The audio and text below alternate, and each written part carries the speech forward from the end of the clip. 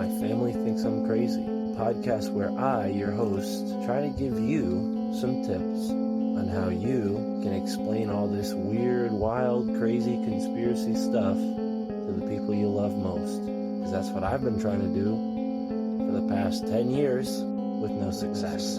I've been telling everybody that our government is shady, but every time I do, my family thinks I'm crazy. The hollow earth, UFOs, aliens invading, fluoride in the water, they swear skies daily. When I talk about these things, they think I'm crazy. There's no escaping anymore the evil that we're facing. Illuminati mind control, they're sacrificing babies. The end of days, but anyways, my family thinks I'm crazy. What, they don't want to listen to you? No, they don't want to listen. They don't want to hear it. They're just like, oh, here we go, Mark.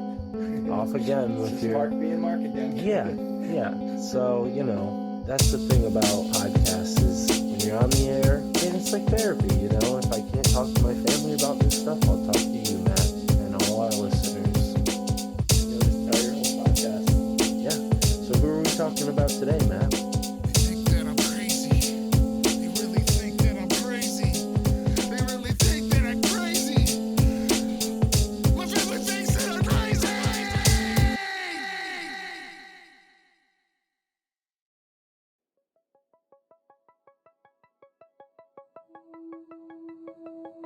The Bermuda Triangle is one such Earth ring that is the size of the Earth's inner core. And there's multiple. I think there's 10 of those such wild vortexes that were discovered by Mr. Sanderson. When you crack a rock open, you release a gnome of knowledge. At one time there were a lot of giants roaming the Americas. Absolutely. We're the mobile megalith. We're the megaliths now. We're the mobile megaliths. We go and ground energy at these different places, and it's just by grace, we're brought there and put in these places. But that city lei is the Acadian lei is quite an alignment to the listeners. It's, if you will, there's a straight line down the east coast of the United States through a lot of cities: Boston, New Haven, Bridgeport, down through New York City, Trenton, Philadelphia, Baltimore, Washington, D.C., Atlanta, Mobile, Alabama, goes through the delta of Mississippi River and down to Teotihuacan in Mexico City. So if we create coherent forms like that are in resonance and geometric relationship with like a continental form like that, you have a micro-macro conversation going on. And if you can establish these fields of peace, fields of coherent energy, that coherence just spreads across the land. And so, if I only had $40 million. It's all part of this consciousness field, and it's one of the big consciousness fields that was contrary to the pyramidal form were the indigenous people. And the indigenous people went around, they honored these sacred sites, and that maintained the world. And with the indigenous people not honoring the sacred sites anymore, with the sacred sites just being abandoned, the earth is no longer hearing its voice, which is our voice in prayer. So the native consciousness of the circle and center needs to be brought back to the earth. And it's a missing part of our collective consciousness. So it's good to see the native peoples of America, of the Americas, becoming empowered. And their voice is getting getting out into the world and being part of it. And it isn't. It's no longer just this kind of like iconic thing. What native people are. It's just like it's a way of thinking. It's a way. It's a way your DNA vibrates. They're the fourth root race, and it's like it's a vital piece of the collective consciousness that's been missing, that's been suppressed.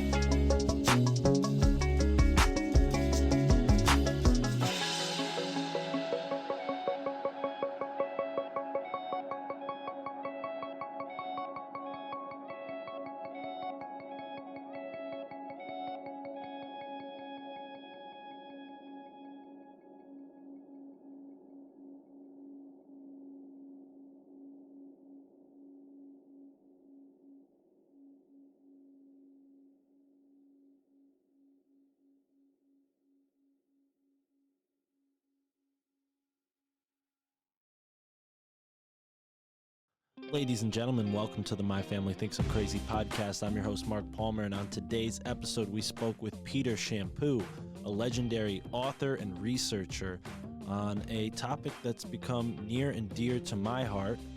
My girlfriend and I have spent many journeys traveling around our local area, taking a sense of the land, a lay of the land, if you will, and it was partly thanks to this excellent book I have in my hands here, Gaia Matrix. It's one of 3 books that our guest today, Peter Shampoo, authored. This book was largely inspired by the region that Peter and I both call home. Peter now lives in Arizona in a 7-pillared temple in the form of a 70-mile circle of Sky Island mountains. And he was kind enough to broadcast from that beautiful Sky Island onto this amazing My Family Thinks I'm Crazy podcast. We talked about how we are all living mobile monoliths. We talked about the true nature of the Earth, Lei Lines, and the geomantic corridors that Peter has spent over 50 years researching, tracking, and mapping out. And he plans on putting it all together in an encyclopedia, an EarthRing encyclopedia. I love the sound of that, and I would love to see that happen. He's got a lot of really, really awesome projects in the works, including rewatering the West. That's right, this 7-pillared temple, 70-mile circle of Sky Island mountains. When they are awoken with the proper energy, mountains are activated, it will water the West. And we got into that today and more. It was an epic conversation with a really profound person, and I hope you enjoy and support this man. Obviously, you can find all of his work at geometryofplace.com, and you can also find his book on Google Play if you'd rather read a digital version of it. And like I said towards the end of the interview, we posted all of the full color, high quality pictures that Peter sent us to the Patreon. So sign up to the Patreon and you can check out all of this cool stuff, or go and see it from Peter himself. He's got a lot of amazing information on his website, www.geometryofplace.com. So without further ado, folks, enjoy this conversation with the great Peter Shampoo.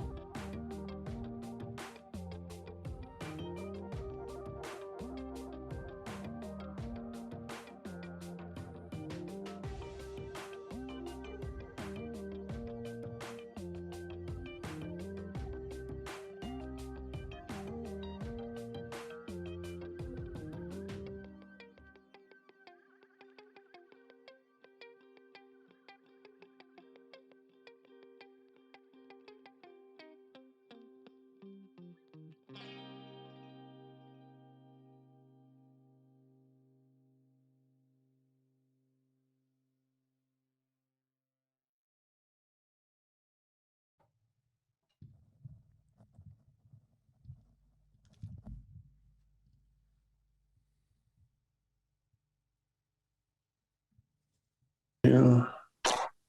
Hello. Hello, Mark, right? Yeah, Yeah. Peter, Mr. Shampoo, how are you? Fine, thank you. Nice to make your acquaintance. This is my girlfriend Tara joining us. Hello. Pardon? Your name again is Tara. Dara? T with a T, Tara. All right. All right. So we've been really inspired by your work. I love the book, the Gaia Matrix, and shortly after buying that, Tara bought the Moon River book. Fantastic stuff, Peter. That's why we wanted to have you here. And you know, first things first, how are you today? Well, I'm good. A little nervous, stage fright. Oh, don't be nervous. We're just a small show. Yeah, right. I know. But, You know, you put out this information, and you never know what's going to come back. But yeah, I'm okay. I'm good. I'm out in Arizona. yeah, I read that in your email. You're originally from Massachusetts. What Yeah. brought you out to Arizona? Well, it seems like spirit just drags me around different places that I'm needed. And I came out here to help a friend get a spiritual center going 3 years ago.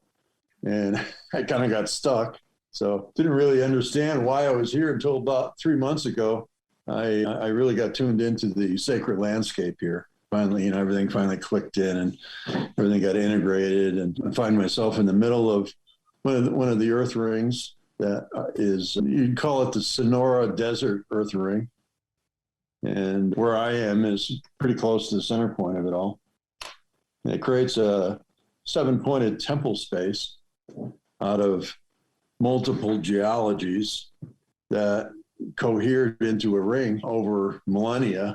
How this works and why this phenomena happens has been my quest to try to figure this all out. Yeah. So. Yeah, absolutely. And I love the way you describe the biomes and even we as human beings and how our dance, as it is, sort of like bees in a hive, collectively, as we move, we create these ethereal patterns that really do have an overarching effect on our world and our biome, and that can be tracked through dowsing and really, I think, through understanding what to look for.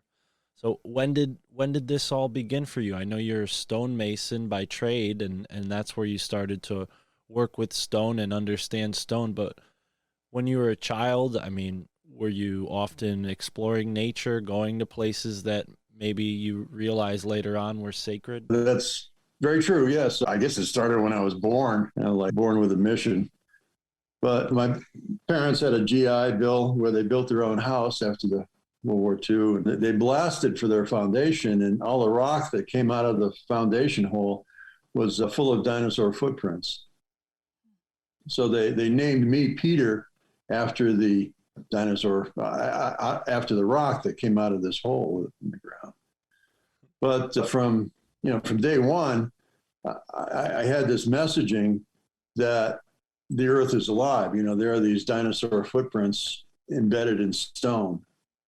So there was this idea of the living earth was very present with me from there on. And my mother was big into having us outside all the time, whatever. She don't come back until the street lights are on, that type of thing. And I bordered a watershed of probably 50,000 acres that I got to explore as a kid. And climbed a lot of mountains. Our family were avid mountain climbers around New England, Mount Monadnock. Everybody's got to climb Mount Monadnock at least once in their life. So it went on like that until I was 18, and I was trying to figure out, who am I, what am I doing? And I took my name, which translates into rock of the field. And so I said, well, I don't know, maybe that's an indication about what I should do with my life. So I started to explore rocks in the field and found Stonehenge pretty quickly. And then I got going on Lei Lines and reading the works of John Michel, View Over Atlantis and City of Paradise. I believe that was the name of the book. But yeah, this type of thing. I'm sorry, I just have to make sure I got everything quiet here. Yeah, all right. Take your time. Yeah. So yeah, that continued. I chased ley. I figured, well, if there are ley lines in England, there got to be ley lines in America too. So I chased that around New England. And I was into the New England Antiquities Research Association, which looked into these monks' caves and such around New England.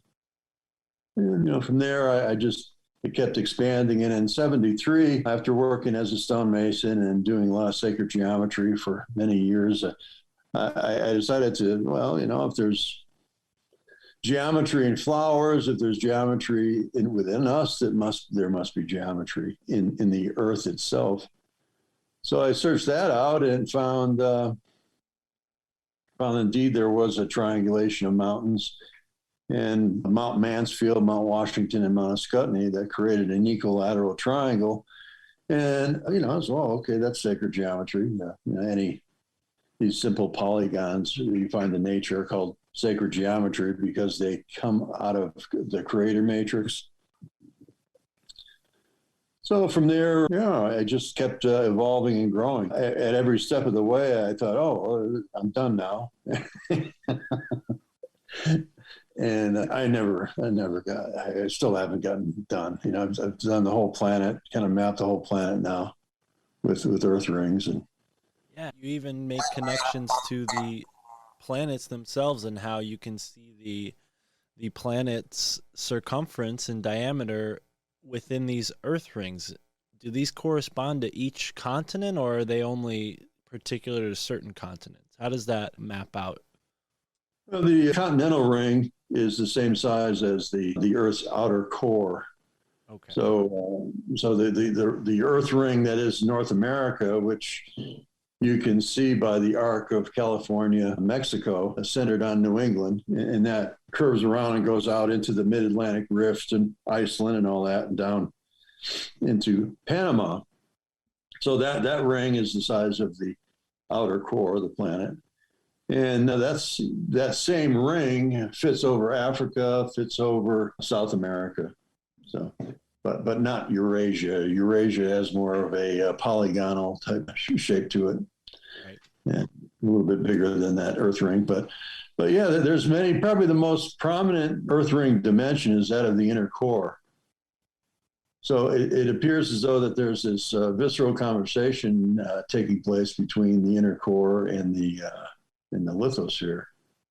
Like, for instance, the Bermuda Triangle is one such Earth ring that is the size of the Earth's inner core. And there's multiple. I think there's 10 of those such glial vortexes that were discovered by Mr. Sanderson, Ivan T. Sanderson.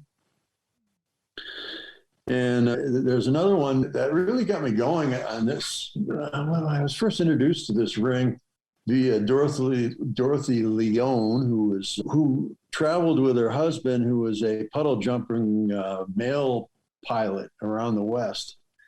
And to pass the hours flying with them, she looked at aviation maps and found various magnetic anomalies. And she started to note them on the map and found that they were all in a circle. And those circles related to a lot of the sacred peaks of the West. They ended up with this ring that she called the 19+1. And that was really that really got me going, inspired to see if I could find other rings other than, if there's one, there's got to be more. So, Right. Well, yeah, we worked with that. And there's been a lot of people who have worked with that particular ring. What is it about that ring? What is it about that ring in particular that stands out? Well, it's got Mount Shasta on it. It's got Mount Whitney on it. It's got Banff Lake Louise on it. So it's the arc of the Cascades follows that ring form. Sedona's on it. And at the center of it all is the Grand Tetons and the Yellowstone Caldera. So every one of these Earth rings has a granite plug at the center of it. right. And there tends to be this radiance that's associated with it, either radiance of culture or nature, or confluence of rivers and such. Right. Now, if we could go back maybe a little bit to the stone, because we mentioned in our email we're in Connecticut, so we took a trip up to Shelburne Falls, inspired by your book, and we started in Derby, where you have the root chakra. Then we have the sacral chakra up by People's State Forest, which we went to next, and then we went up to Shelburne Falls. But before this year, for the most part, podcasting served as a way into this world, and I had interacted with certain stone sites like Gungiwamp or Gungiwamp in Groton. And there was something like a magnetic effect that once I visited that site, whether it was through just sheer curiosity or something magnetically bringing me further, I started to learn more and more and more about this site that, yielding a couple search results on Google, you'll have a slurry of different theories. Some people say, oh, it looks Celtic. Some people say the indigenous people to this place built it. And then others say, well, the colonial people built it as a root cellar. And since then, I've been really trying to answer these questions. What is the true history of this place, New England? And I wonder if you think the stones have some sort of magnetic effect in and of themselves that interacts with us on a conscious level. Yeah, absolutely. Absolutely. And working as a stonemason, you feel in your body every day, if you're working with limestone or granite or a basalt or something, it has an effect on your body in ways that are very unique to that rock. But as a quarryman, I was called into, there are a lot of these houses in New England that were being built on marginal lands full of rocks. So they asked me to come in and build them a stone house out of the rocks that came out of the cellar hole, that type of thing.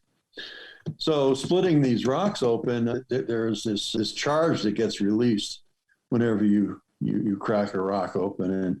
And later on, I learned from Dr. Steiner's work, Rudolf Steiner, that when you crack a rock open, you release a gnome of knowledge. It comes out of there. So I think that's, cracking those rocks for 25 years, it kind of imbued me with the knowledge of the planet. Like the Earth was like, think about this, or kind of interacting with my own gaggle of giggling glia, all that nerve stuff in our bodies. Right. But Gunnywump in particular, it's very similar to all these other sites that are all over New England. These stone chambers associated with standing stones and stack stones. A lot of these stack stones are, like 3 feet at the base, and then like perfectly laid columns that go up to 9 feet tall, Right. But when I see something that's 9 feet tall, I think of the forest people, and the sites over in New York State, my memory's failing, a similar site to Gunnywump, but over in New York State, over in the Hudson River Valley. Right. Is that near the Catskill Valleys? I think Glenn Kreisberg talks about it. Hunter Mountain and in that region, sort of near Woodstock there. Yeah, over that in that way. They had a lot of these chambers, and people were saying that they were confronted with the forest people when they went there at night. And it's my sense that this is where they lived. It's like to move a lot of this rock at the height that it did and the size that they are, you would need to have a physique similar to a Sasquatch. Wow. So that's my take on them. And so they had these little holes everywhere where they could escape to and hide. At one time, there were a lot of giants roaming the Americas. Absolutely. Yeah. I mean, the mounds are very evident of that for sure. Yeah. So I think, all this, like all the mounds you find out in the Mississippian cultures of the Midwest, they all have a giant buried at the bottom of them. So it's my sense that these Sasquatch are a remnant of this ancient race of giants that used to live here, but they're kind of degenerate now and they only come out at night because of the intense solar radiation that we have in the world right now. When the giants lived here, when the megalithic culture was at its height, there was a much different electromagnetic field to the planet. It enabled megaflora and fauna to thrive. We're now, it's just little hobbits like us who run around, don't have a lot of skin exposure to radiation. But there was a pretty good paper back in the 70s that was written about this, that there was a great flood that happened. That's chronicled by every indigenous culture around the planet, that there was a huge flood that happened, and we see around the coastlines that there's a submerged civilization too, under like 300 feet of water out on the continental shelf. You'll find these ancient cities there. There's one off of Georgia. There's one off of Panama, or off of Cuba, and there's one off of Japan, and really all over the whole planet. There are these remnants. So there was that much water that fell, and the speculation in this article was that there was an ice canopy that protected us and kept us, protected the Earth and kept it within a certain mean temperature that allowed such flora and fauna to thrive within a radiation protected dome. So when that fell, 40 days and 40 nights, and, waters came up from the deep because it changed everything about the planet and released all these the primary waters of the planet. So, the Bible talks about the fountains of the deep coming up. And so I think when that happened, everything shifted. And all those Anunnaki and all those giant people and all those dinosaurs, just, and all the megalithic culture, which were using the telluric energy that was a lot more vital and vibrant as a agricultural support, if you will, to fertilize the lands and such. Some big ley line in England where it's called the Michael Mary line, that kind of goes, it follows the May Beltane sunrise plane, if you will, and it goes down through Avebury and Stonehenge and all that, down to Land's End. But if you follow that out, it goes to the historically mentioned position of Stonehenge, or historically mentioned position of Atlantis by Plato. He said, go out the gates of Hercules and take a left, and that's where Atlantis is. And that's where the Azores are. So the Azores are the remnant of what was once Atlantis, and that's right on the Mid-Atlantic Rift. So, and that's a geologic zone that's being pulled apart. So if a continent were to subside and disappear, would be a very likely place for it to do that because of the tremendous tectonic movements there. Yeah. And I mean, like you pointed out, the, lost city that they found there in Cuba, I mean, theoretically, you could see that line coming off the Yucatan and going all the way out to Puerto Rico. I mean, that could be the, area through which these two cultures, seemingly with so many similarities, Egypt and the Mesoamerican cultures and Central American cultures. What are your thoughts on that? I mean, you just laid out a huge theory. For me, I have never heard, quite honestly, it put that way, Peter. And wow, thank you. Because so many people in this community talk about the firmament. They talk about the dome.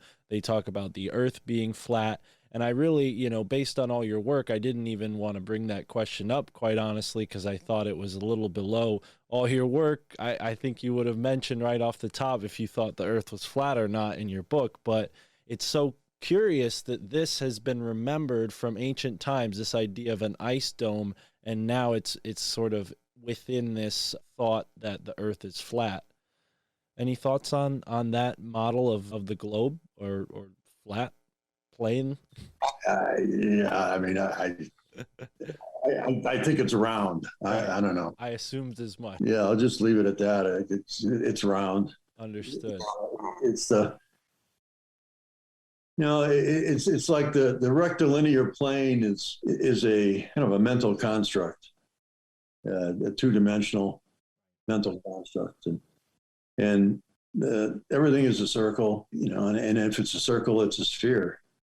All these the energetics of these rings are I draw these lines on the ground, but they're actually domes. They're etheric domes. And any medicine wheel that you put in, any circle that you put on the ground, you're creating a dome as well.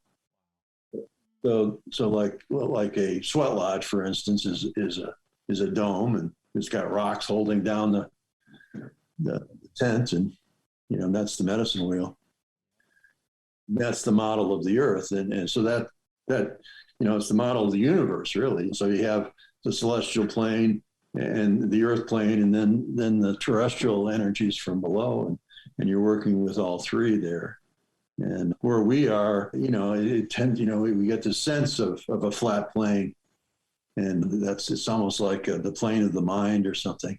It's where I just heard a Hawaiian speak about this idea between the circle and the pyramid, And I thought about the same thing myself, that the peoples of the equator are all about the circle, and the indigenous people are all about the circle. And then the northern climates, they're all about the pyramid. And you know, and that's like, you need top down, in the northern climates, you need top down organization in order to survive the winters. And so that was played upon with the Great Pyramid, putting that in, and it became, you know, the Great Pyramid became a kind of like a meme of consciousness, where that all religions are based on, where you have a single deity at the top that everything gets filtered through, where an indigenous mind, there's just a mono, you know, it's just like you and God. There's a direct relationship with God within the circle, and within the circle, God is within. In the pyramid, God is above, overlording and things of that nature. Yeah. Well, by returning to the circle, I think we regain our sovereignty. I would agree. I think, to your point about the electromagnetic nature of our ancient planet facilitating this greater size of being, you know, what is there to be said about the origin of the stone structures within that time frame? You know, did that atmosphere create, you know, a more conducive methods for people to move such great weights of stone? Is that because, you know, now we're in this, you know, more toxified, radiated planet, we don't have the ability to work with energy in the same ways? Let's see if I got the question. The megalithic culture and the following kind of like mimicry that went on. You know, there was an initial cultural matrix that was set up by Anunnaki, whoever, as a kind of control template. And as we lost the knowledge, these sites were abandoned and the knowledge was lost, because the knowledge was based on a different animal altogether. And with the earth, there was when those like 12,000, 25,000 years ago, the earth had a magnetic field that was very coherent. And this is in the geologic record, that like everything north of the equator was negative and south of the equator was positive. And, you know, there was a very clean line right at the equator of these two magnetic fields. And when that highly charged magnetic field is fully alive, you can imagine, you know, it's quite a planet out there. And it had the, you know, you could use these ley lines. These ley lines probably actually could levitate stones, because there was such a strong magnetic field within the planet body itself, that using highly paramagnetic rock, it would lend itself to moving heavy objects along these great lines. So when this collapsed, the culture that had created it couldn't, you know, they didn't have any raw material to work with. They didn't have this electromagnetic field to work with. And, you know, over this centuries, millennia, that field gets mixed up. You know, so right now we're in a planetary field where we have nearly 4 different poles operating on the planet, you know, north and south, and the mid-Atlantic anomaly, and the South Atlantic anomaly, and the Indian Ocean anomaly. So it's essentially, we have 4 poles, and we have this, you know, tremendous mixture of positive and negative energies that are kind of swirling around. There's nothing coherent about it. Wow. So, you know, eventually, when that gets to a point where it just doesn't have the magnetic, you know, plus minus integrity, the poles shift, And when the poles shift, that's when there's a renewal of the magnetic field. And that's shown in that's shown in the geologic record, that every time there's a pole shift, the Earth goes, goes back to this coherently charged planet again. So that's what that's what we can look forward to, maybe in our lifetimes. I don't know. Yeah, this is possibly this magnetic convergence that people say the Aztecs are predicting with their calendar. Does that fit into what you just laid out there? Yeah. The cycles, the yugas, all that.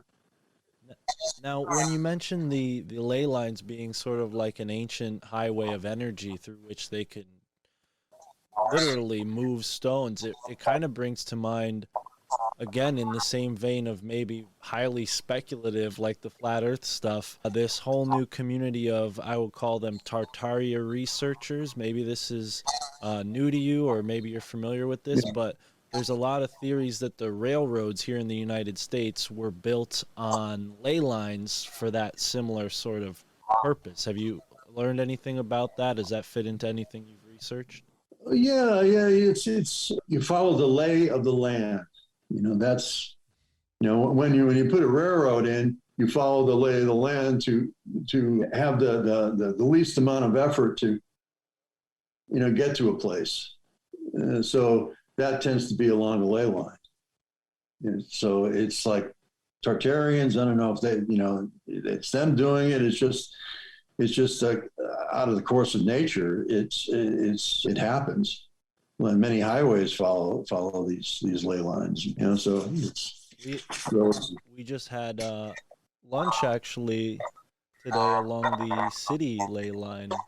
Before we talked to you today, we went to Bridgeport, Connecticut, which in your book Gaia Matrix, it's laid out pretty clearly. Bridgeport's one of the cities along the city ley line. Yeah, I've changed the name to the Acadian ley because it goes through Nova Scotia and Louisiana, where the Acadians from Nova Scotia were kicked out by the Brits, and they went down and became the Cajuns of Louisiana. So that is particularly synchronistic for me because my grandparents are Acadian from New Brunswick, Canada, and my grandfather's first job was in Bridgeport along that Acadian ley line. So when he emigrated to Connecticut from Canada, he walked to Bridgeport and got a job. So that's on that story. Personal level. Yeah, that's how this works. It's like we're the mobile megalith. We're the megaliths now. We're the mobile megaliths. We go and ground energy and at these different places, and it's just by grace, we're brought there and put in these places. But that city ley is or the Acadian ley is quite an alignment for the listeners. It's, if you will, there's a straight line down the east coast of the United States through a lot of cities: Boston, New Haven, Bridgeport, down through New York City, Trenton, Philadelphia, Baltimore, Washington, D.C., Atlanta, Mobile, Alabama, goes through the delta of Mississippi River and down to Teotihuacan in Mexico City. So that's the root of that chakra, that ley line that goes through the cities. Wow. Well, Skull and Bones Club is right, in New Haven is right there. Absolutely. Yeah, that's a big part of how I became aware of all this, because when I was a student in New Haven at a community college, I spent more time in the park at that green they have there, and I ran into a gentleman who moved to New Haven in protest to sort of pray in a very warrior-esque spiritual way for his ancestor Geronimo, who you may know. His skull and bones were brought to their tomb there, their secret society, and he would pray every day in front of the tomb, scream Geronimo's name, and meeting him and learning some of the things he had to teach me, not only about Skull and Bones, but about Native American and culture in general. It really propelled me down this path. But I do find it curious, the whole history of Connecticut. I mean, more recent fact that I found really curious was John Winthrop Jr. being a alchemist himself. The first governor of colonial Connecticut was an alchemist, and the whole process of taking, you know, the European culture and blending it with the culture that was already here.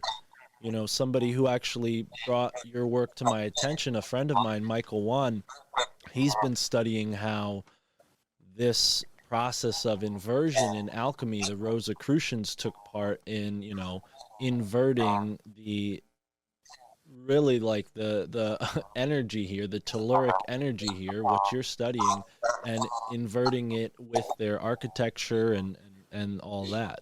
It's quite evident when you see the arcs and how they pass through all these different places that, like you said, whether by coincidence or not, the energy seems to be drawing people to these places. And I think what some folks, myself included, are speculating is that these secret societies have a knowledge of the way this works and are building in particular areas for a reason. Would you agree with that? Oh, yeah, notion? absolutely. All that knowledge base that the Templars had were conveyed to both the Jesuits and the Masons. So, you know, the Jesuits, they were having trouble with the I'll frame this with a story. They were having trouble with the Irish. You know, I'm part Irish, I can understand, but they're having some trouble with the Irish because, you know, they converted the Irish, but whenever they got sick, they still, or whenever they needed something, you know, childbirthing or something was going on, they'd always go to the old sites, the old sacred sites.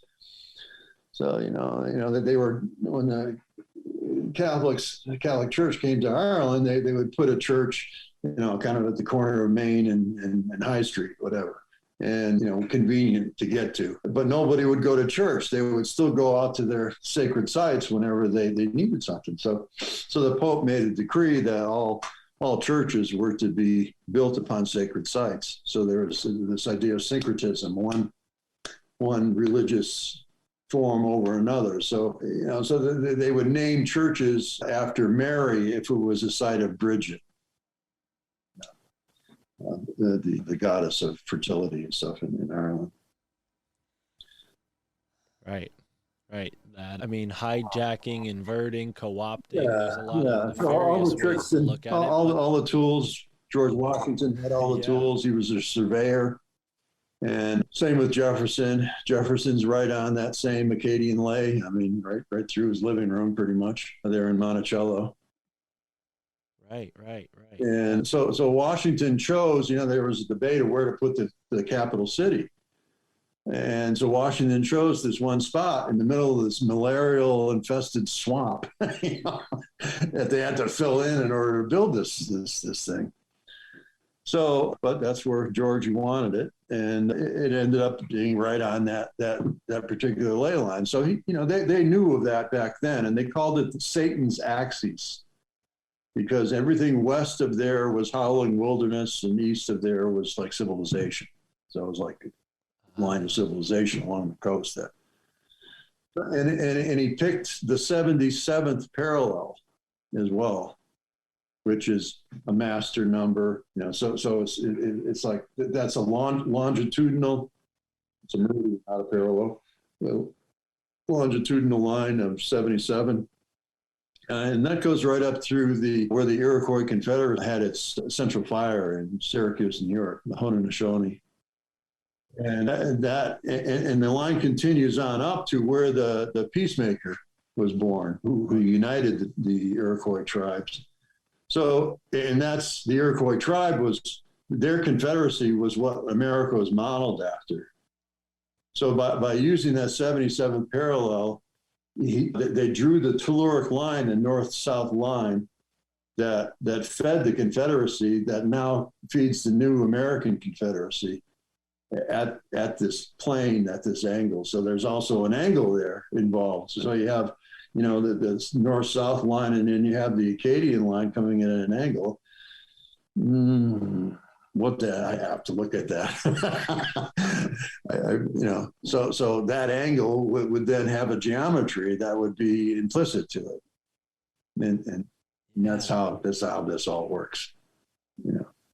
Absolutely. One book that really set us off on this journey in particular was a book called Spirit in Stone by Glenn Kreisberg, and he has one chapter about the Hammonasset ley line. It's sort of a short chapter, and he doesn't really talk about it much further towards the latter half of the book, but it set us on this quest because it goes straight through Connecticut, and up until that point, unaware of your work, we hadn't really realized that, oh, you know, the potential that this could be going on in our own backyards, which naturally is really exciting. You know, we've set out on a couple journeys and found massive rocks. We encountered the Scaticoke Reservation, one of the last reservations on the western side of the Housatonic River in Connecticut. We didn't, you know, discover them. We just didn't know they were there. You know, it's personal discovery.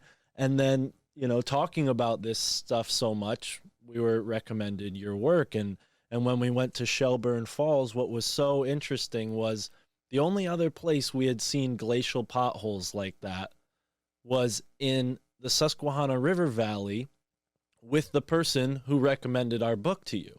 So there was another synchronicity, because now we're you know, brought to these glacial potholes on the side of the Susquehanna River right before, I think it's 3 Mile Island, the place where there was that nuclear issue way before my birth. But yeah, we were just marveling at these glacial potholes and how strange they were. Has the Susquehanna River come up in your research at all? It's allegedly one of the oldest rivers.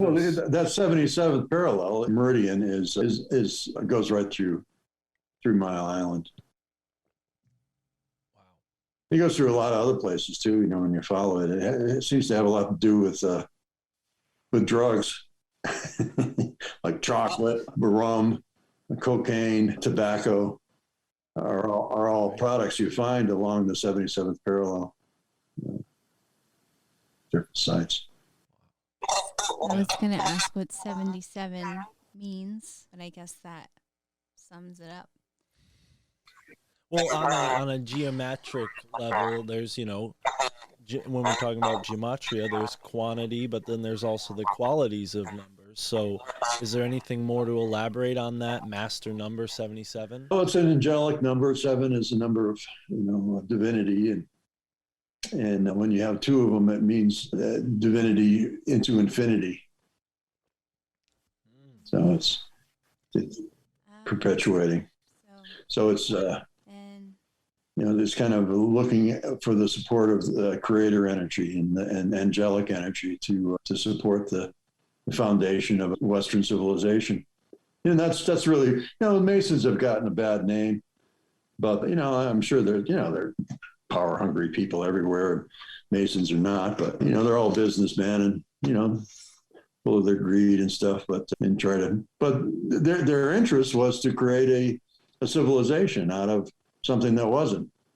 So they used all their tools. You know, they were more likely to put a building on sacred sites than a church was here in America.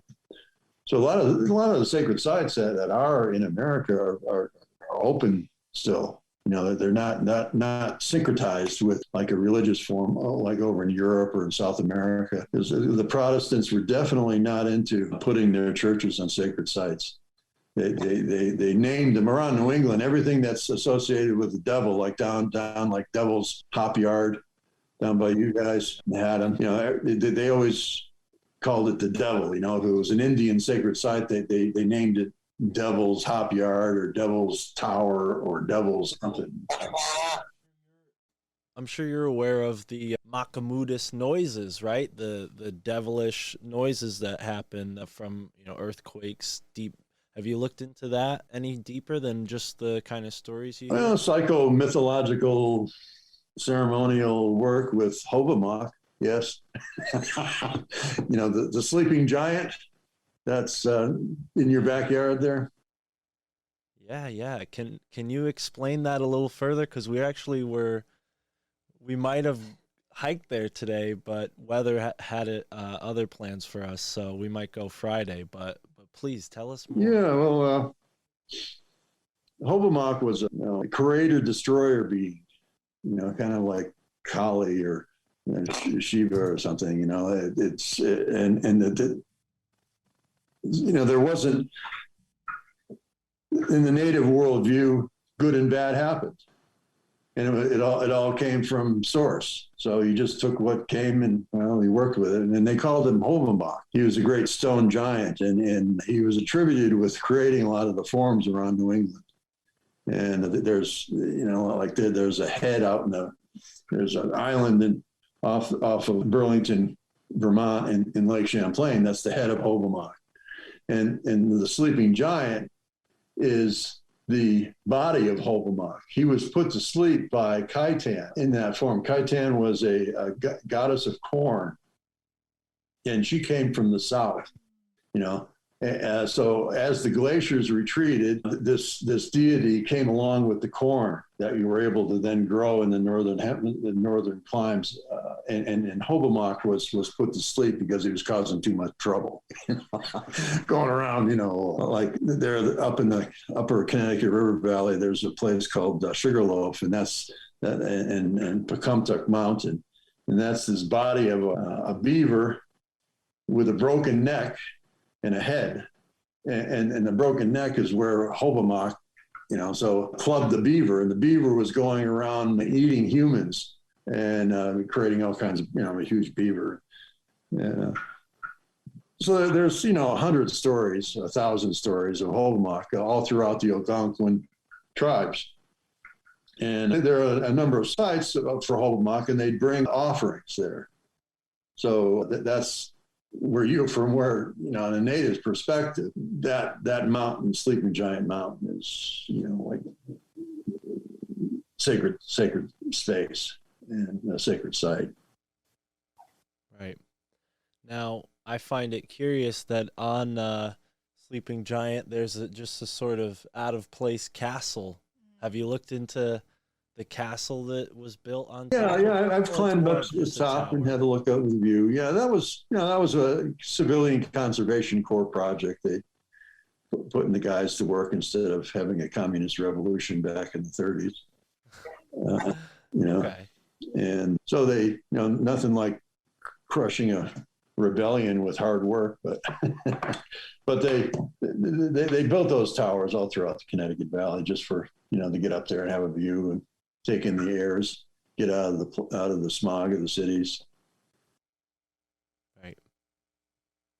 Now, to that point of the cities, you know, when you laid out and I thought you did a beautiful job of laying out how Barkhamsted Reservoir acts as this, you know, sacral chakra, and it's really, you know, I'm not going to try to regurgitate what you wrote, but what you said about Hartford I found really touching, because I was a delivery guy for Amazon for a couple years, and one of my routes was in all parts of Hartford, from the mansions to the roughest neighborhoods. And I really do have, you know, a strong sense of heart attached to that, but you know, there's a lot of pain in that city. And what you said about the Barkhamsted Reservoir and Hartford was really meaningful to me, just having that experience of being in Barkhamsted and seeing the just serenity that it is compared to any city, but Hartford in particular. It's such a huge juxtaposition. Rarely you'll lose service in Connecticut, and that's one of the places that you certainly lose service because it's just so remote. Yeah, that line, that chakra lei is a really important geologic structure. And pilots that I've talked with who have flown that line have found that their instruments are off when they fly up that particular line. So there's a lot of energy flowing through there. The Shelburne Dome, which is not just a single rock outcropping, but the largest part of the Shelburne Dome, or the Shelburne orogeny, was in Shelburne Falls. But there's a bunch of blobs of plutons that have moved their way up through the surface. And Barkhamsted has one of those plutons there, similar to Shelburne Falls. And it goes all the way up into Vermont, up to like Mount Scottney. So that alignment there is a demarcation between old and new North America. So when you're on that line, you're kind of, like you're bridging, as a mobile megalith, you're bridging these energies. So everything east of there are all granites, the Quincy granites or the granites, Stonington granites, New Hampshire granites. Those are all formed by the mid-Atlantic rift that used to be in New England that's now way out there in the middle of the ocean. So, Africa and North America were together. So like you can find pieces of Africa in Roxbury. That just really blew my mind when I learned that all the Black folk that live in Roxbury in Boston are on native African land, and the land is just so important to African people. I'd spoken to a Nigerian who said, would we ever have the amount of African people here if it weren't for slavery? And he said, no way. Africans never want to leave Africa. And if they do, they always, create get a graveyard or get a gravesite back home, to be buried there at least, if they had to leave. But, and another big blob of Africa is in Philadelphia. Really? Huh. Now, we might have been there this summer. We got a tour by someone I kind of mentioned, Ross Ben. He's an author. I'll send you the links to his stuff. He's a really interesting guy, but he gave us a tour of Wissahickon Creek, which he described in the same way is old North America. And I don't think he had put it that it was Africa, but, maybe he just kept that from us. Yeah, it's called pudding stone. You find it in Rhode Island too. And it's the same rock that's in Morocco. Right. Is that the same rock that's in the New Haven East and West rock? I'm not sure if you're familiar. There's like they're red. I mean, is that? The pudding stone is like it's a sandstone that has a bunch of granite rocks, within its matrix. Okay. And the sandstone, the Middlefield sandstone is, just a sandstone deposit from the Triassic era. Wow. Now, back to Ross, he mentions in his book a journey by, I think, Abu Bakr II of a great, African king who sailed off with, 40,000 ships to the New World in the 800s and potentially settled what was, became the Mayans and the Aztecs, potentially the origin of the Olmecs. Have you ran into anything with that in mind in your research, or what are your thoughts on that line of thinking? I've seen other people who've done some excellent work on that subject, but I haven't. As far as the Olmecs go, you say I'm a ring guy, and I'm interested in this to the extent of their cultural location. Like Lei Lines and EarthRings are defined by a series of natural and cultural sites that cohere into either a circle or a line. A line on the landscape ends up being a great circle. If you were to bring it all the way around the planet, of course, it ends up being a circle. But that culture and nature has to be part of that determining factor.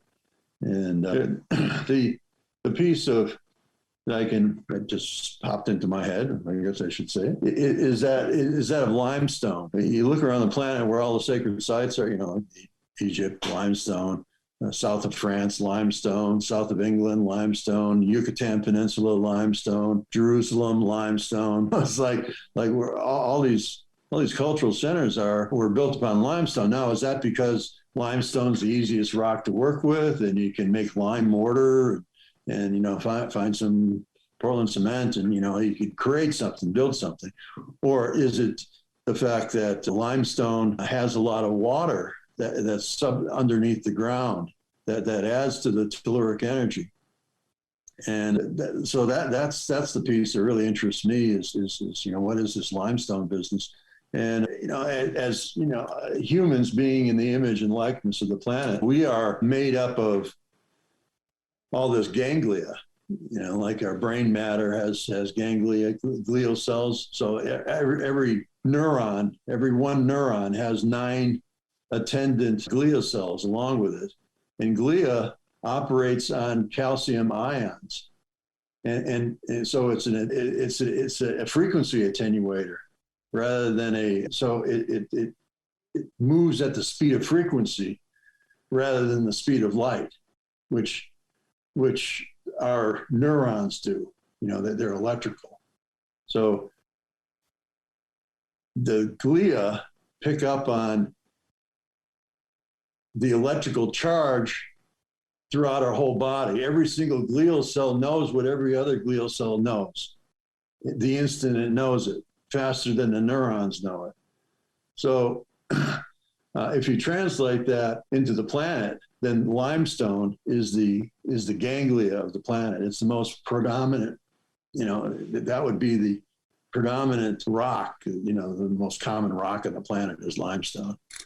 But where granite would be comparable to a neuron. So you have like a granite field in the middle of a limestone field. You have the same thing as a neuron cell. Yeah. So if you create a sacred site on a limestone deposit, then you're inserting into planetary consciousness prayers or those frequency attenuations of ceremony and such, and that gets broadcast through the planet immediately to all the limestone and the whole planet. If it works like our own bodies do. Mr. Shampoo, you mentioned a 7-pillared temple in the form of a 70-mile circle of Sky Island mountains. Can you please tell us more about that? Yeah. There are these mountains down here called Sky Islands, right? And they're volcanic. And on the top of them, that they're on these volcanic mountains, you have primary water coming up in the form of springs. So whenever there's a volcano that comes up through the mantle, it brings some of that primary water that's locked inside the planet. We have 4 oceans of primary water underneath the surface of the planet, about 200 miles down. So as these plumes come up, it creates these conduits for water. There's water to come up to the surface.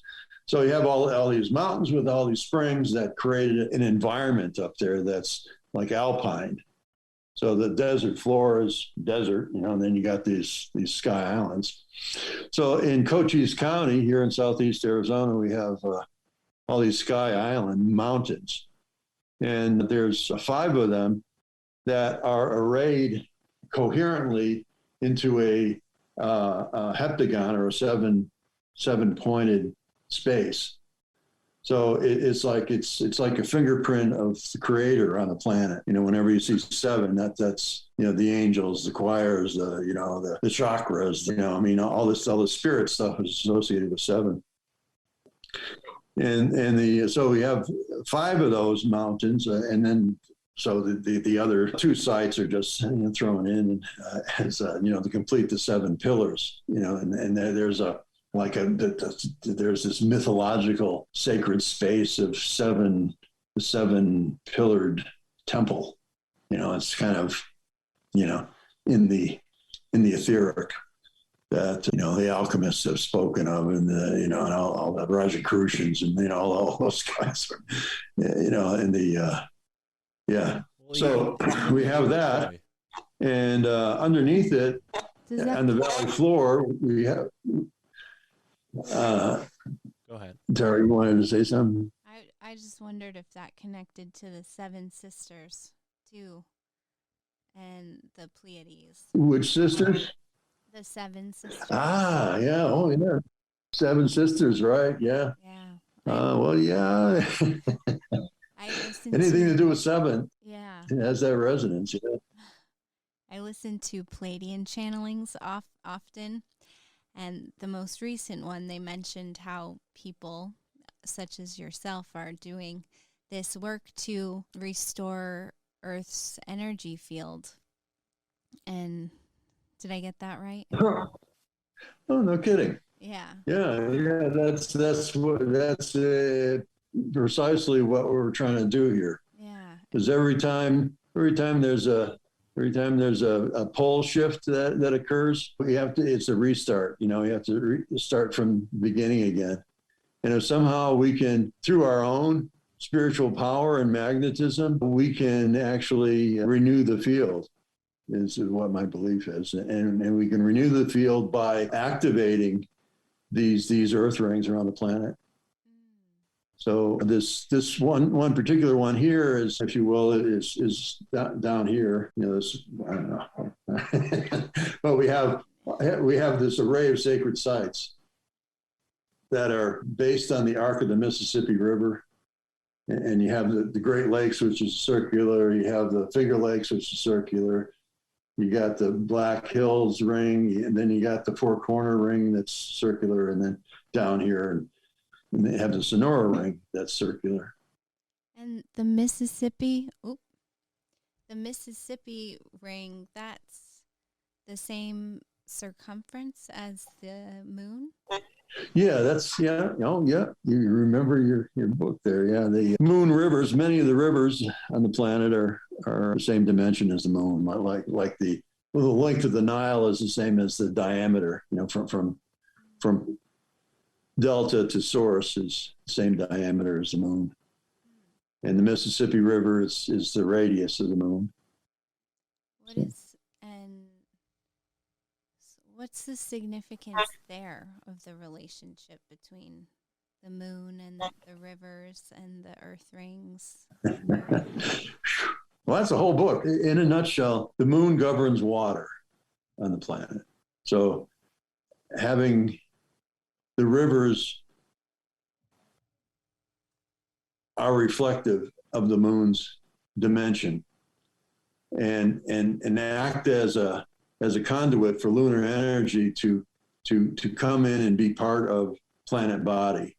It's like, every full moon, the moon goes within our magnetosphere and bounces back plasma onto the planet. So there's this increase of plasma that hits us every full moon. And the lunacy happens. All the things that, everybody getting birthed and dying and all this stuff happening all on the full moons because all this extra charge of plasma. So the rivers being the same dimension as the moon, they are in sympathetic resonance with the moon and are take in that plasma and distribute it through the waters. So where all these rivers dump into is on the 30th parallel. So you have the Colorado River emptying on the delta into the 30th. You have the Mississippi on the 30th parallel. You have the Nile on the 30th parallel. You have the Tigris Euphrates coming out on the 30th parallel. You have the Yangtze River on the 30th parallel, and then you have the Ganges. Ganges is on it's not its delta, but its source is on the 30th parallel. So that would suggest that there's, like a body, if you were in a living body, how is the Earth a living body? And the 30th parallel would be, to me, is connected with the heart. So because all the blood goes to the heart, comes in and out of the heart. So all this, the blood of the planet's coming in and out through the heart chakra on the 30th. And so, and then the solar plexus are, there's a whole conversation with the 19.5 hot spots on the planet. The 19.5 degree latitude, the latitudes are frequential. Like each latitude has a different quality to it, and it's natural. The longitudes are all about time, so it's the fourth dimension. So having the longitude start in England is being primed by England. So time is primed by England. the worldview that England has and is projecting, the parliamentary system, the monetary system, the Darwinian economic system, the language system, everything, it's all primed in that time, right there in that zero meridian. I'm advocating moving zero meridian to Tahiti, where, things are a little bit more mellow. So you have that going that way, but the up and down, the latitudes, you got the equator. So the equator would be like the chakra center, and then the solar plexus would be the 19.5. And along the 19.5, you find Mexico City, volcanoes, Pinatubo, Philippines volcano, Hawaii volcano, big hotspot over Hawaii. So you have all these hotspots, so that's solar plexus, the sun, the radiance. And you find in the sun itself, where the 19.5 degree latitudes on the sun are similar. That's where all the sunspots and coronal mass ejections come out of, and all that stuff. So that's its solar plexus. And so each planet has its own solar plexus. Like Mars has the largest volcano in the whole solar system is on Mars, right on the 19.5 degree angle. Latitude, the big spot on Jupiter, 19.5. So there's a consistency within solar system structure and planetary structure, and you kind of see how astrology works in that way, because there's this resonant field that's in conversation with each other. Right. This microcosm and macrocosm are quite evident when you really examine everything. One thing that, as you're going through the chakras, I'm curious to touch on the third eye chakra and where exactly that is on the planet. Where do we see that represented? That's like Stonehenge area. Right. Throat chakra is around the 40s, 42nd, 44. You find a lot of, civilizations are all, on the empire. I call it the empire Lei and Gaia Matrix. And that's the 42nd parallel. Right. And the 44th parallel, you find a lot of native communicators. Lakota live on the 44th, and they're the communicators of native spirituality now.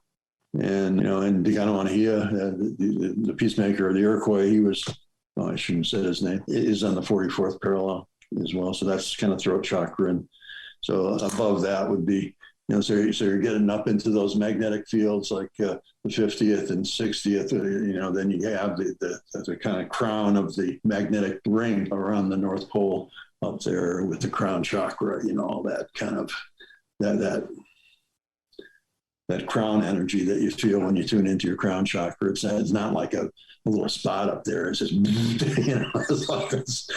just like a crown coming off the top of your head. And, so the whole planet is kind of mechanistic, almost like a clockwork with these EarthRings. Right. And if you get them all in the Americas, if we get them all activated and spinning, it's a static spin, but they're all interconnected, and they all have these spin fields that interlock and reference one another. You can see a direction that the static spin is moving by looking at the landforms. So like with North America, you have that tail of Panama going into the body. So it suggests that it's spinning, looking at it, it's spinning clockwise. So that Earth ring that is the North American plate goes up and touches the magnetic ring of the Earth. So if we can get North America spiritually just really activated and alive, will increase the charge, and that charge will help with the spin of the planet and stabilizing the planet through this change that we're going into. And perhaps even, if we get enough people involved, actually re-enliven the magnetic field through these EarthRings and Lei Lines. That's what I'm into. I'm into, like applied geomancy. I'm really tired just so tired of hearing, ancient aliens, praising these Anunnakis who are just a bunch of a-holes that we had to, kick off the planet, and it's like, the more you dwell on the pyramid, the more empowered, you get the pyramid. And the pyramid is not what we want as an energy on this planet. It was a control matrix placed there in the shape of a water molecule. I mean, that's what the Great Pyramid is. It's a solid water molecule that's interfacing with the biosphere. Wow. And right on the Nile River, it's everything about it is, that when you look at the ley lines, and there's ley lines, that come off of the Great Pyramid, off the edge forms, energy comes into the side planes and are projected out the edge forms of the pyramid. And you follow those lines, and there's a great deal of genocide and destruction, and like Armenia is on it, and Armenia and Fukushima are both on a ley line that comes off of the Great Pyramid. Wow. And there's like an actual ring around the Great Pyramid from Armenia down to Darfur, and you find all these places of, where millions of people were killed. And then you have, the Baha'i temple is right on one of the pyramid lays, and the Kaaba, the Kaaba stone of Mecca, right on a pyramid lay. Right. So it's, all this stuff is just so, it points to there being some very noxious energy being projected out through the pyramid. And for these TV personalities to be expounding about the wonders in the Great Pyramid lends more energy to that. It feeds that negative energy that's being projected out. And, it's like that, even if you have positive energy and putting it towards the Great Pyramid, those entities that control that place can take whatever energy is being put in and turn it into whatever energy they want to put out.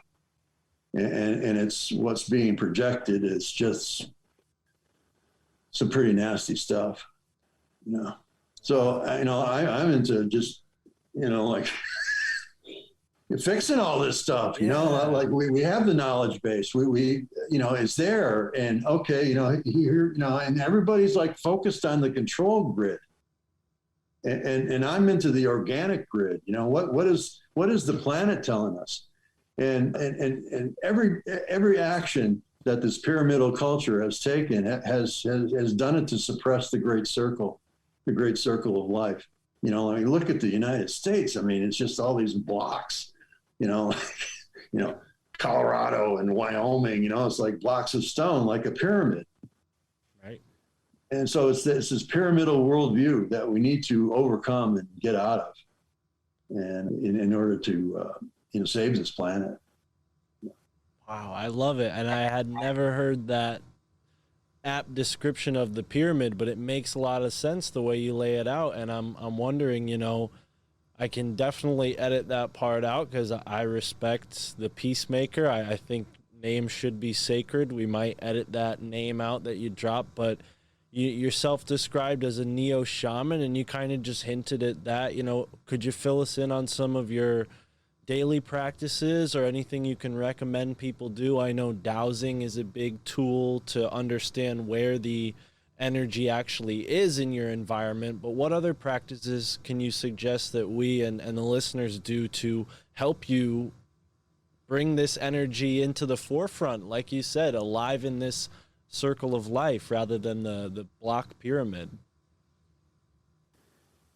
Yeah, well, it's, I've been organizing group events. I need collaborators, I need financing. But how my relationship with the earth is pretty loose, and my shamanism is pretty loose. I mean, I've never practiced or studied with any quote shaman, but I come from a Sufic tradition where I use the prayers of Hazrat Nai Khan and the breath work of Hazrat Nai Khan, like the healing breath is one in particular that I find very helpful in getting centered and being right with the world. And with my own medicine wheel, I mean, a lot of people say 12 or 8 or 6, that should be a Merkaba, it should be this or that. Well, what I do is use an enneagram,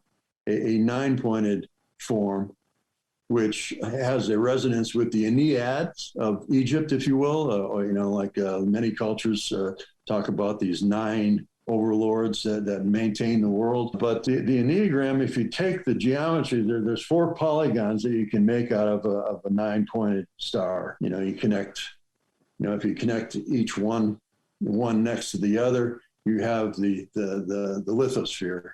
If you connect the next 2, next to one another, you have the mantles, the boundaries.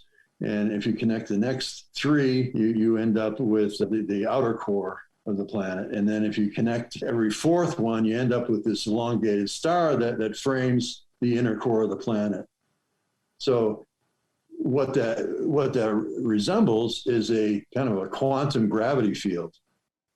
And it's also found in the Great Seal or the Aztec stone, the Aztec calendar stone, that has that same pattern to it. The ceiling of Dendera in Egypt has that same pattern to it. So what it's the ring form pattern. So that's where the EarthRings come out. So when I do my work on the land, I always use an Enneagram, a 9-pointed form to communicate directly with the planet, to be in resonant form with the planet. And when I do like a large scale earth ring, if it has a coherent geometry about it, I'll put one of these, like in the case of the Sky Island Pillars of 7 here in Arizona, I would put one of these earth rings, 9-pointed earth rings, on each one of these Sky Island mountains. And when I put these in the ground, you need to put, if you're using rock, you need to put rock at least 1/3 of its volume inside the earth. And otherwise it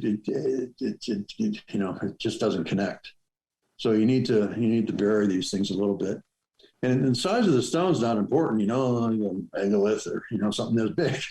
But I always put gold underneath the stone as a conductive mineral, transmissive mineral. I picked up that piece from the Kogi of South America, who held on to the knowledge for 500 years of the indigenous knowledge, and they said the gold wasn't.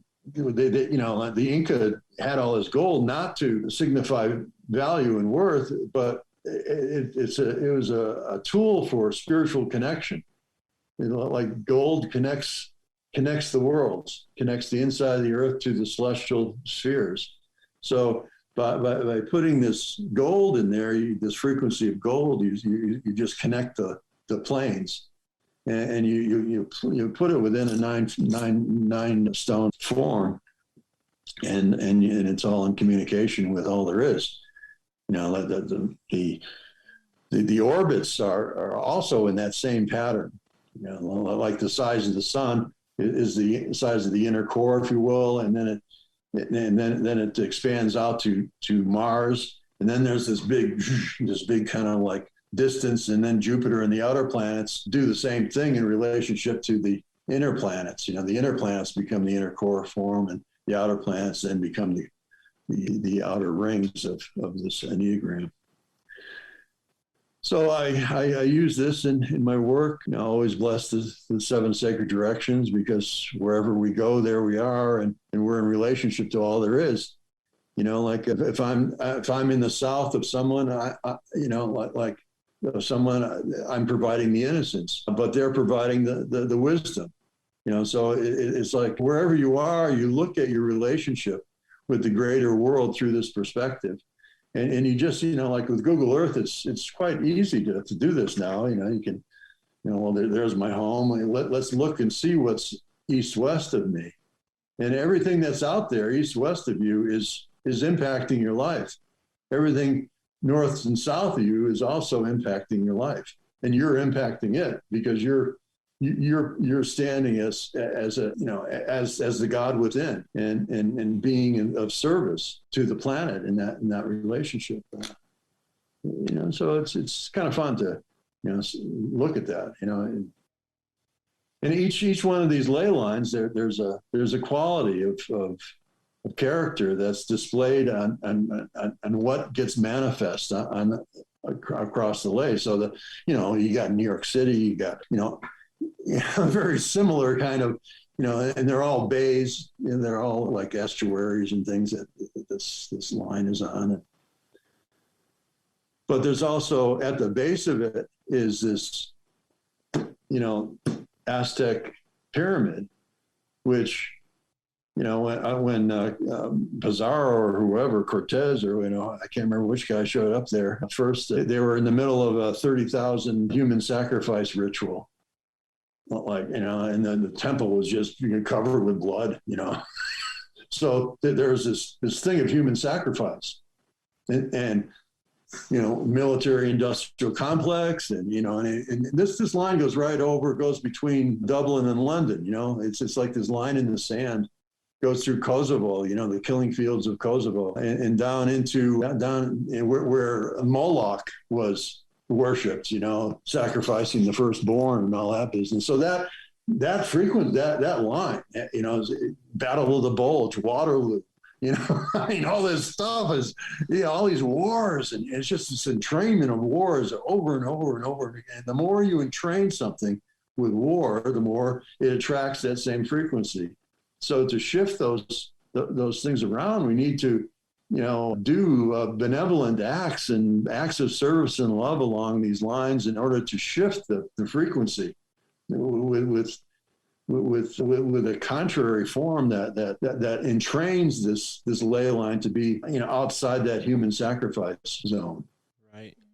Wow. Yeah. And with, this conspiratorial mindset that we often have on a show like this, you can't help but make the connection between a grand tragedy like 9/11 and, again, this ley line and other ley line and energy, and I wonder if again, not to put a nefarious blame or tinge on certain groups, but you wonder if these folks use that knowledge to create more of an impact and do a scenario like that in a specifically energetic place like New York City. They sure did. Yeah. The pathways that they showed where the planes actually went followed the ley lines that I know of. So, wow. I'm sure. The one that came out of Boston went right across the Mohawk Trail, the Route 2, right through Shelburne Falls, right over Shelburne Falls, and got to the Hudson River, and then went down the Hudson River Ley. So that was the First Nations ley. It went out, and then it went down the Hudson River Ley, right down, hit 9/11,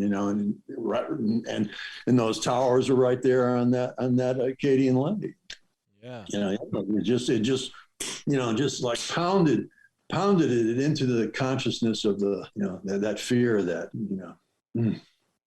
such a terrible thing they did to sacrifice all those people just so they can go to war with Iraq. It's a terrible thing. Right. I remember watching that, it's like watching that on TV, and we had actually just done a ceremony down in your neighborhood on the 10th of September in an attempt to procure some of the earth energies that were being sucked down to New York City.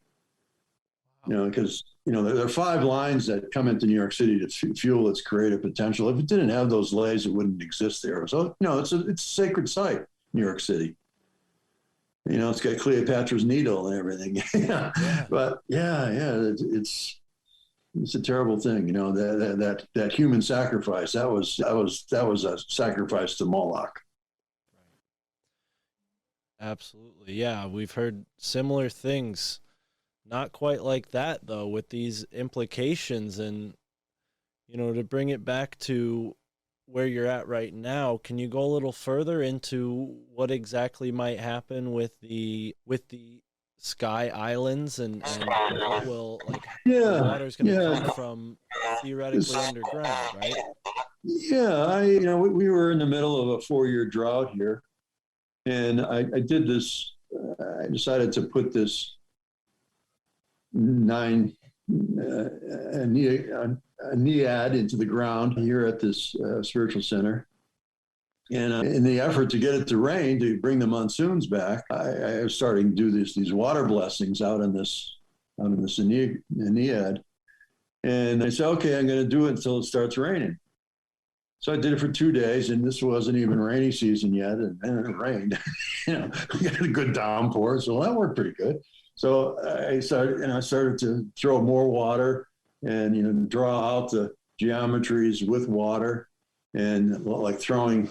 When you throw water, like in a cup with your arm, it creates a phi spiral because that's what your arm is. It's a phi spiral. So when you open it up, it throws out. So I'm giving life, water, and all these types of things to. And then so we had a record-breaking monsoon this year. So I don't know, coincidence, but it increased my confidence that I could make it rain. And the idea is to bring more rain to the West. The Colorado, the intention of this is to restore the waters of the Colorado Basin. And where we are positioned is right between the Gulf of California and the Gulf of Mexico. So we can draw waters from both those directions that then funnel it up into the Rockies, up into the high Rockies. So, most of the big storms that they have up in the Rockies come from the south, and kind of pulled up from the south. So, Well, I can tell you for sure, we've got a lot of listeners of the show who are in California, out west, and some of the shows that I'm friends with would love to have you as a guest. So I'm hoping we can crowdsource some funds your way, Peter, and make it rain out there. I mean, I'm friends with a couple farmers who they'd pay good money for that kind of thing, Sure, yeah, getting a percentage from the power companies would be nice, Well, yeah. I mean, I'm sure you know the whole story of what's his name? Yeah. Wilhelm Reich, and how he was out there.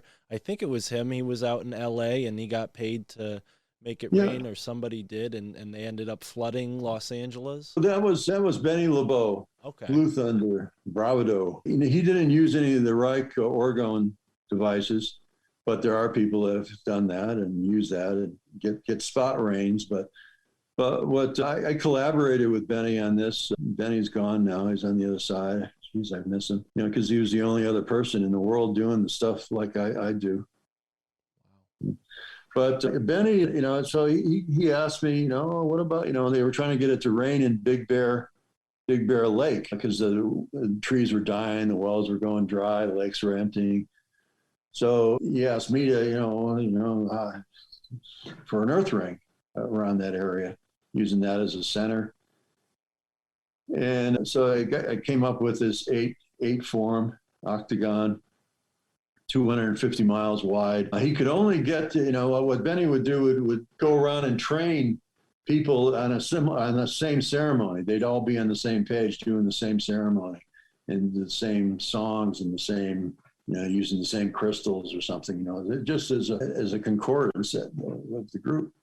But he could only find women to do the actions. So he had, these groups of 8 women, or eight groups of women in this ring. And the next day it rained and rained and rained and rained and rained for like 6 weeks straight. And there wasn't any rain expected. And he was publicized when he came there. There was, rainmakers, Shoshone rainmakers coming to bring us rain.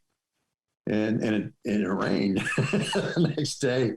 And it caught everybody off guard, so that the contractors, had the roofs open and stuff, and the houses were drenched. And, so there was like, from that 6 weeks of rain, there was $3 billion worth of damage and 3 deaths that occurred because of the. So there's some big karma around working this. When you work these big rings.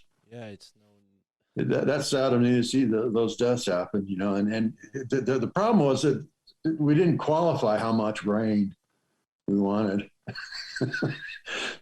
But boy, did it rain. Yeah. I remember Jay Leno was even joking on the Tonight Show about rain. When's it going to stop? But that was proof in the pudding. Yeah, that was something. This stuff really works. And powerful and dangerous. Yeah. I've been protected to date. I mean, I guess, as long as, it's like, I haven't really been given a podium, because the media, whatever, powers that be, kind of probably see the potential.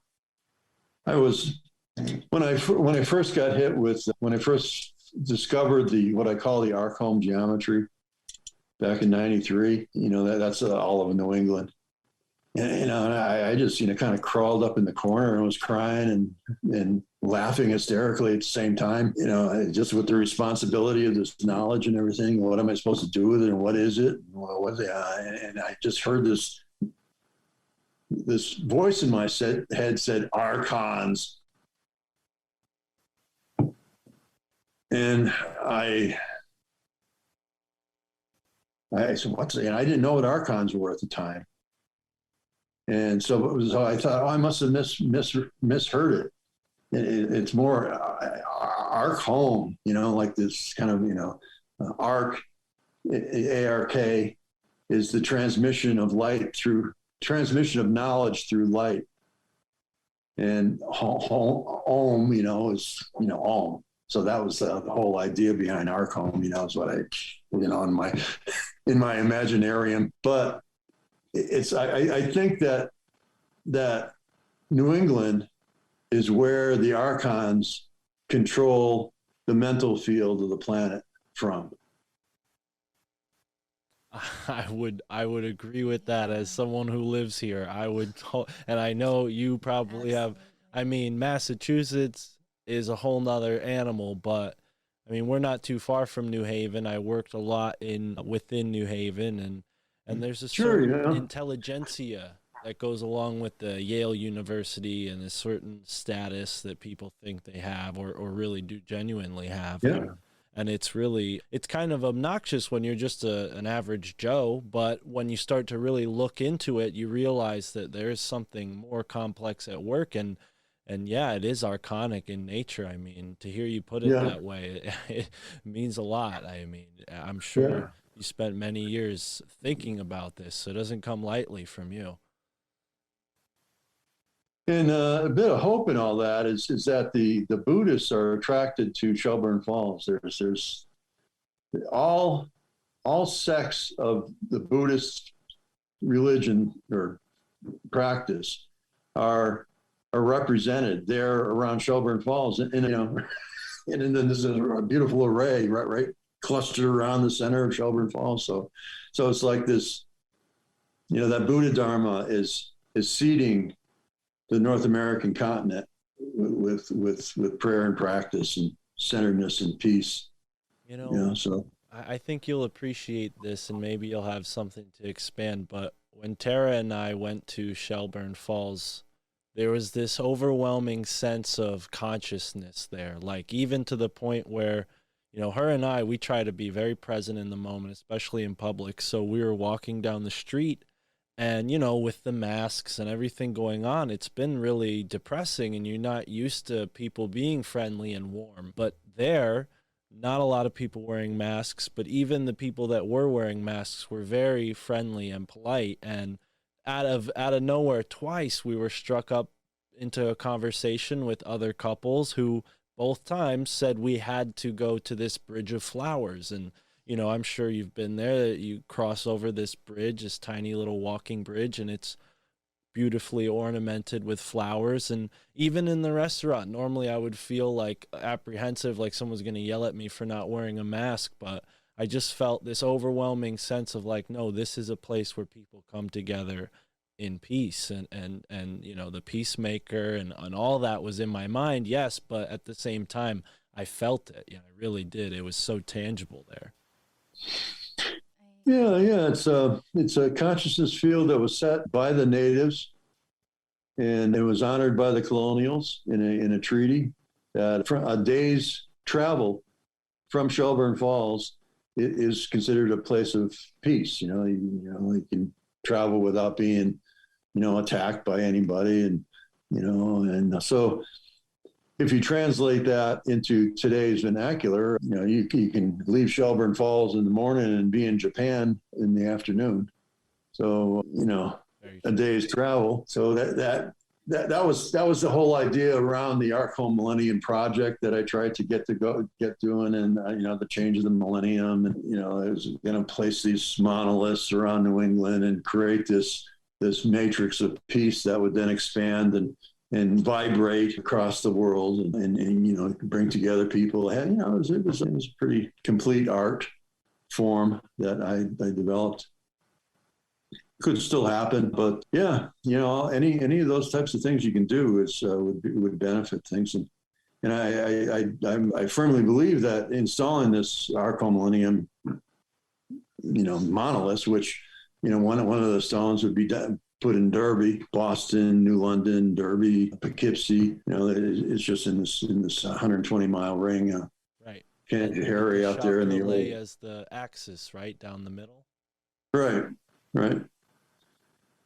So if we create coherent forms like that are in resonance and geometric relationship with like a continental form like that, you have a micro-macro conversation going on. And if you can, establish these fields of peace, fields of coherent energy, that coherence just spreads across the land. And so, wow. If I only had $40 million. Oh man, yeah, Peter, I mean, I hear you there. It's certainly something to dream of. I mean, I'll tell you what, I'll give you this. Tara and I instinctively, we made from what we've read in another book, which you might be familiar with, it's called The Manitou, and it's all about the New England stone structures. They show you different types, and one of them is called the spirit portal. So when we were in the People's State Forest, we kind of found this pile of stone and created a spirit portal there out of just sort of rubble-looking stone that was in where I think someone had parked there and knocked these stones around and made them into a fireplace. So we repurposed it into a spirit portal in your honor, sir. Thank you. Yeah, it's just, those conscious in co-creative relationship with the planet are received, are recognized and acknowledged. The planet's alive, and she's really been suppressed and needs our help. She needs our help now. And, I wish we could kind of repurpose some of this money going to the moon and spaceships and everything else to, really, really work this planet. Right. And get this grid, I don't know.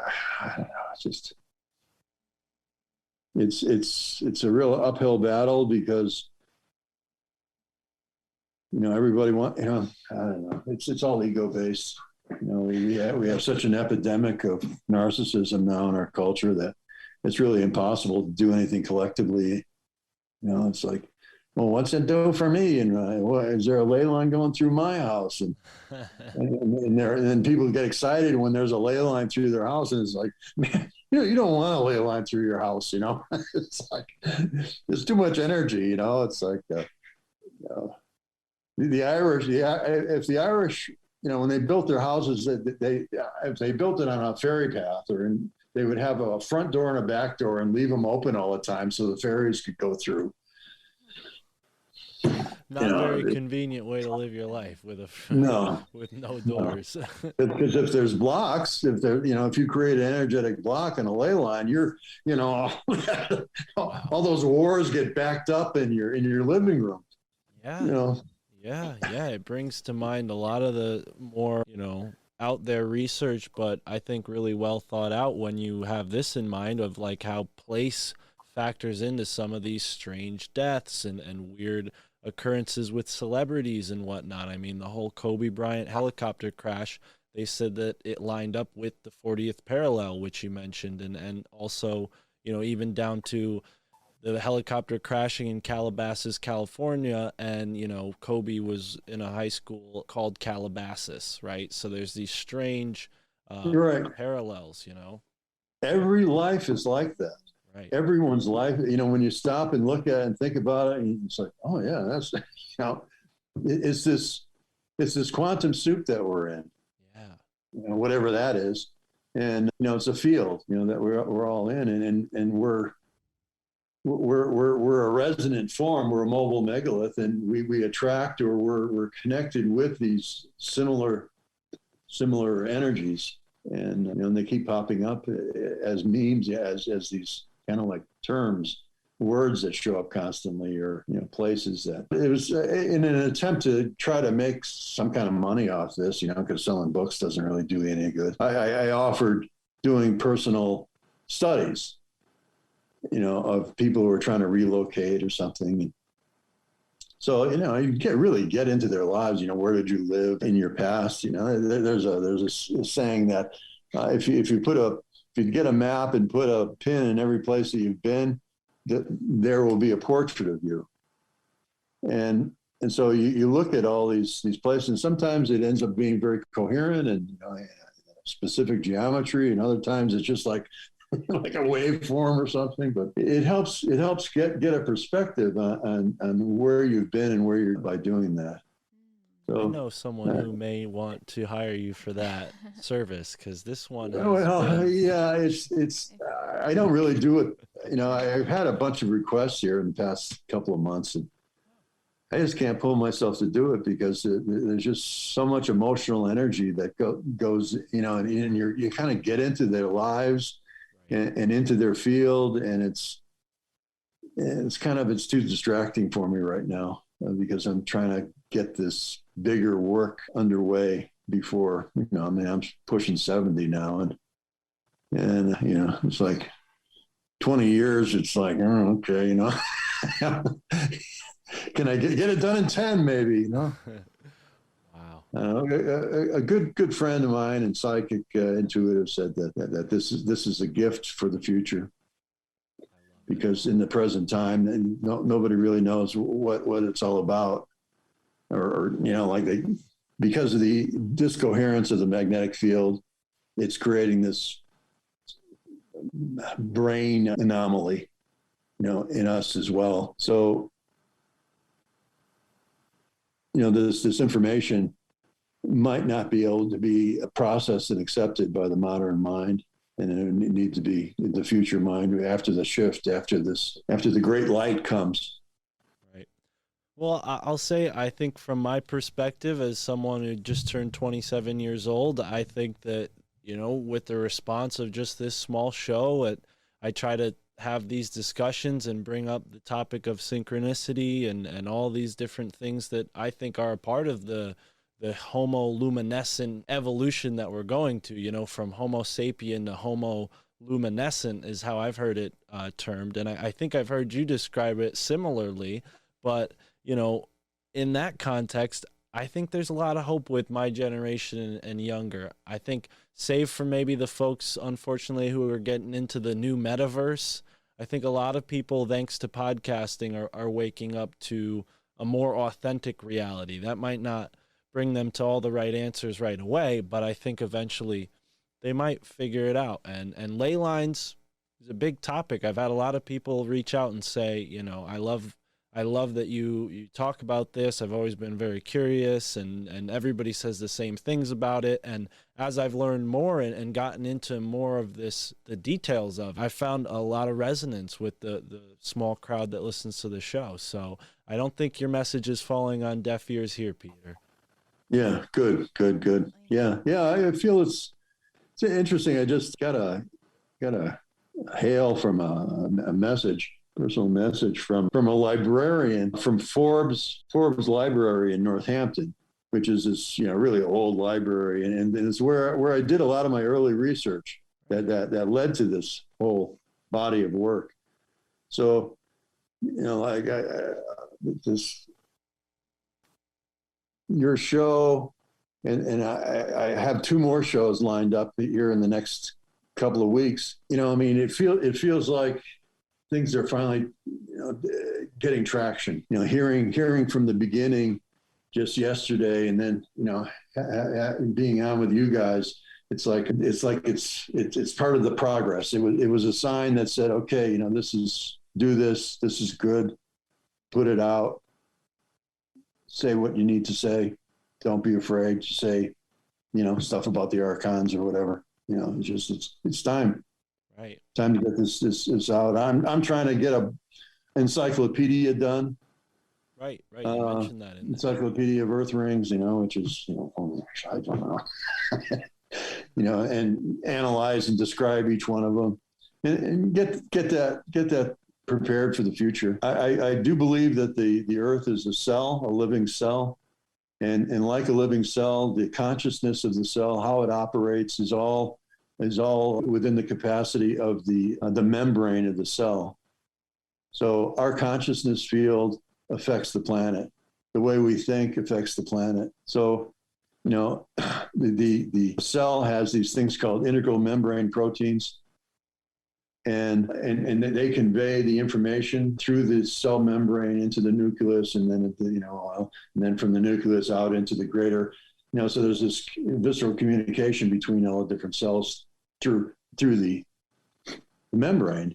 And in our case, it's the lithosphere is the membrane of our Earth's cell.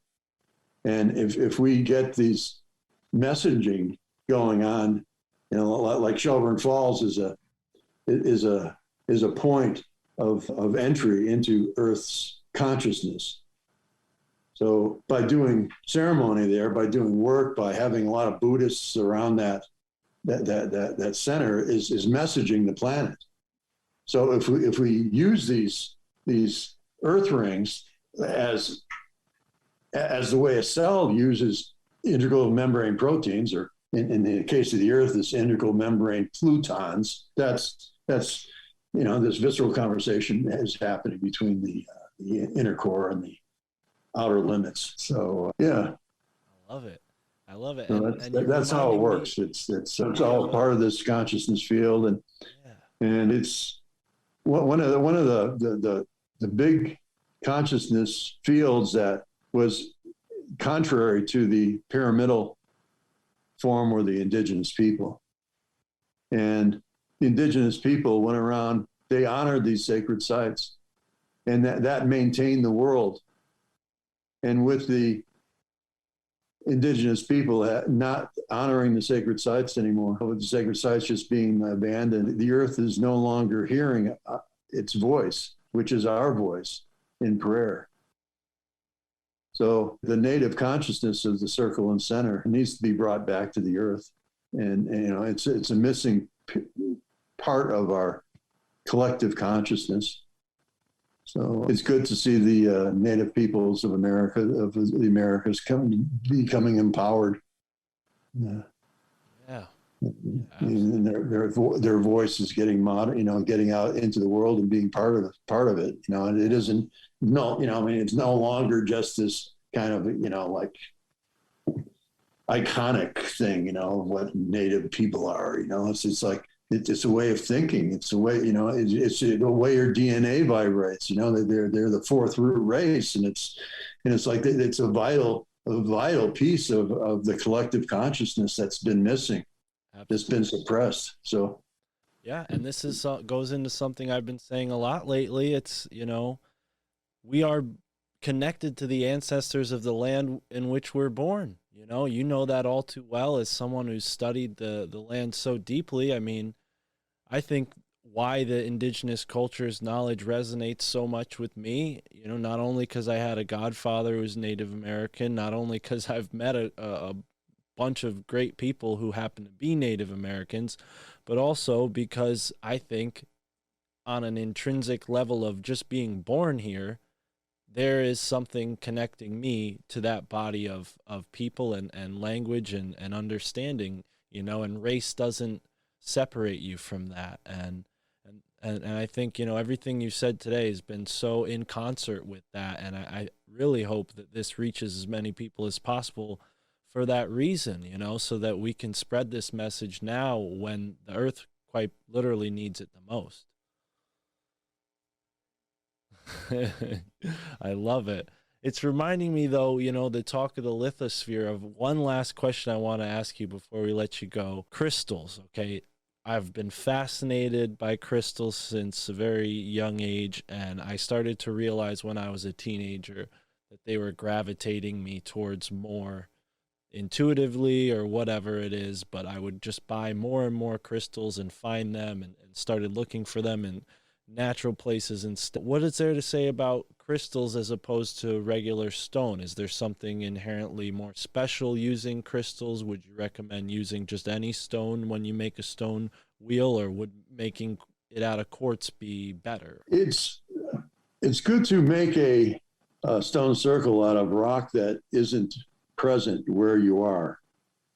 Not like, so if you're in a place where, you can't carry some non-indigenous rock to that spot, carrying a crystal creates a consciousness field. Silica is a consciousness field. So, a quartz crystal is particularly good for that. Granites are full of that, silica. So yeah, and those, if you work with those center points, like the New Madrid Pluton out in New Madrid, Tennessee, or the Shelburne Falls Pluton, placing, using crystal as a consciousness attenuator is very helpful, because our consciousness is based on the silica in our own bodies. It's able to resonate with things. And so, as mobile megaliths, having extra crystal in your pocket is very beneficial. Right on.